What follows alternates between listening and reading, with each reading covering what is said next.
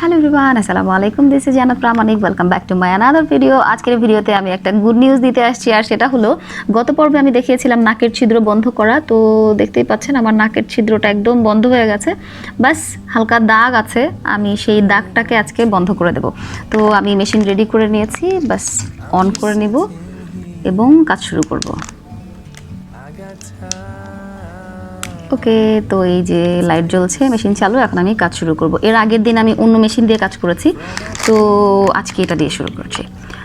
তো এই যে আমার ভেতরে মূলত ছিদ্রটা বন্ধ হয়ে গেছে, ভেতরে কোনো জায়গা নেই। এখন যেটা আছে এই যে এরকম বাইরে যে একটা এক্সট্রা দাগ থাকে, সেই দাগটাই আছে। এটাকে আমি আজকে মিশিয়ে দেবো জাস্ট, এবং ফাইনালি কি হয় রেজাল্টটা আমি কয়েকদিন পর দেখাবো। সো কাজ শুরু করছি।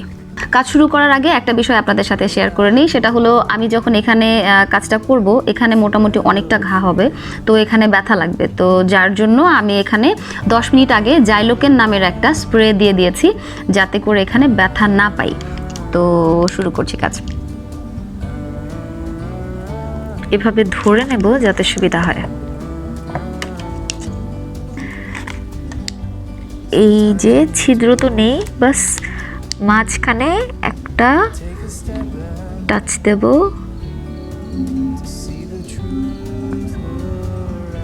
গুড। এবং সাইড দিয়ে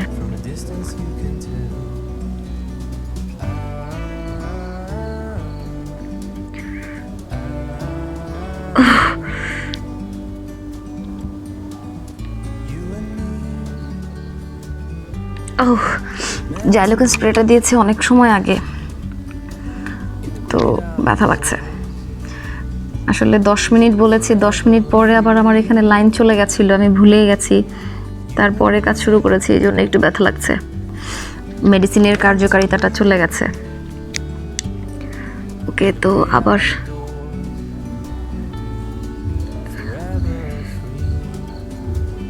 ওহ না, বেশি লাগছে।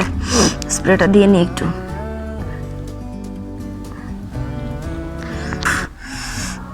প্রচন্ড। ওকে, আমি না একটু জাইলোকেন স্প্রেটা দিয়ে 5 মিনিট পরে কাজটা করি, নয়তো প্রচুর লাগছে। ও শেষের দিকে, আচ্ছা দেখি ট্রাই করে। এই যে এরকম ধরে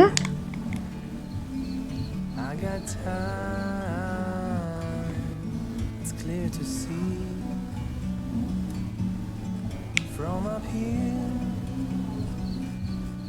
the world seems small we can sit together it's okay পানি চলে আসছে, নাকে একটু ব্যথা লাগে।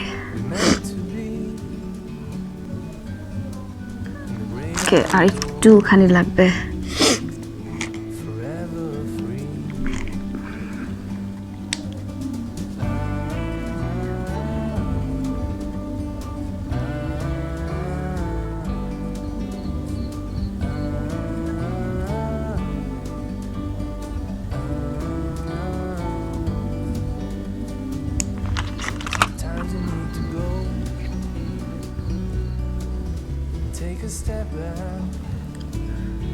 ওকে, দেখতে পাচ্ছেন ভেতরে কোনো ছিদ্র নাই। এর আগের বার করেছিলাম যখন, ছিদ্রটা বন্ধ হয়ে গেছে। এখন বাস দাগটা বন্ধর জন্য আমি এটাকে কাঁচা করে দিচ্ছি।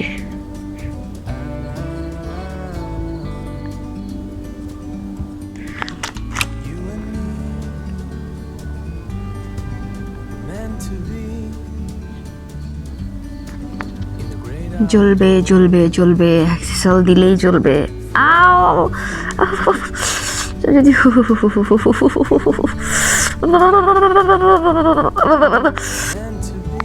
ওকে, দেখি এটাতে কি ভালো ফিনিশিং হবে।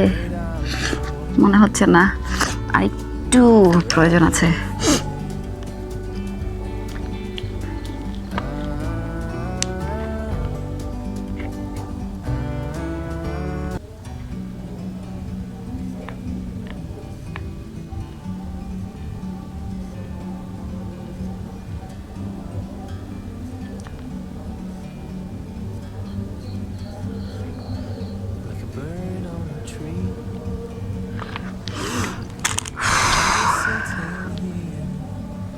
ডান।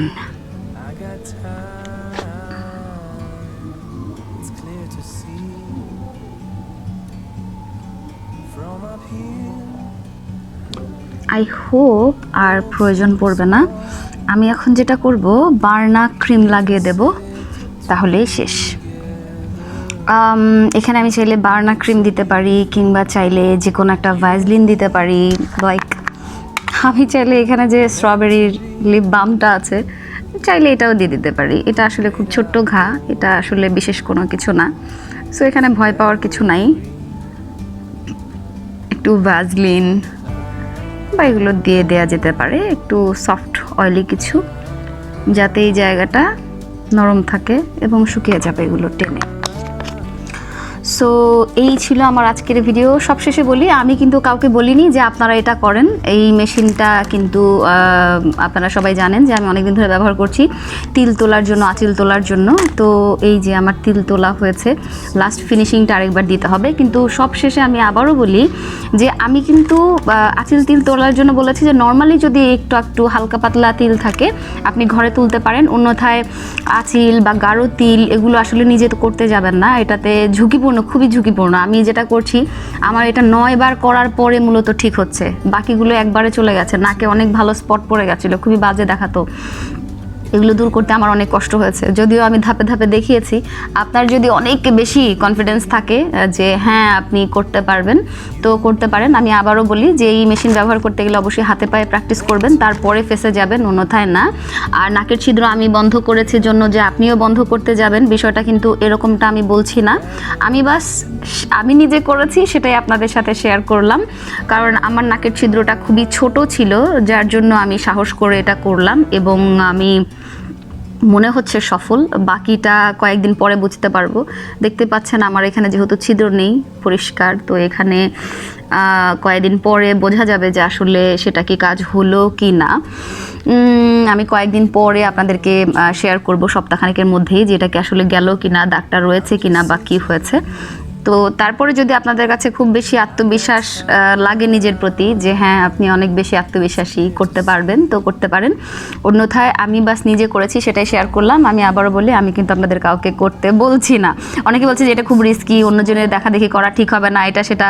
কেউ কেউ বলে কি যে ক্যান্সার হবে। এখন একটা তিল, সামান্য হালকা একটা তিল যেটা চামড়ার উপরে, এটাকে তুললে ক্যান্সার কেন হবে আমি জানি না কেন বলেছে, এটা আমার ধারণা নেই আসলে। আমি বাস যতটুকু জানি যে উপরের একটা হালকা তিল তোলার জন্য আসলে বিশেষ কোনো প্রবলেম হওয়ার কথা না। আর নাকের ছিদ্র যেটা বন্ধ করার বিষয়, একটা জায়গায় কেটে গেলেই মানুষের ক্যান্সার হয়ে যায় না। আর এটা খুব ছোট্ট একটা জিনিস, এটা দিয়ে হালকা একটু পোড়ার কারণে এটা অনেকটা কাঁচা হয়ে গেছে। এখন এটা শুকিয়ে গেলেই বাস সুন্দর এটা মিশে যাবে।